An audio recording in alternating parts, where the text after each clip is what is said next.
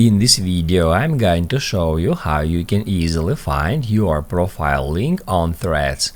Be sure to watch the video to the very end so you don't make any mistakes, and of course do not forget to like this video and subscribe to my channel. Thanks guys. So let's get started, and first off, open up Threads app. After that, go to your profile and then tap at Share Profile.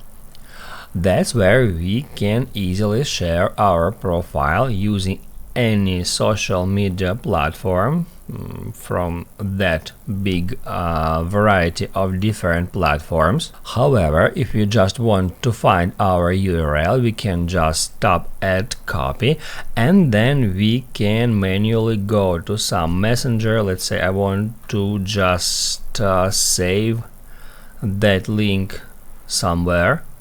I can just paste it, and that's it.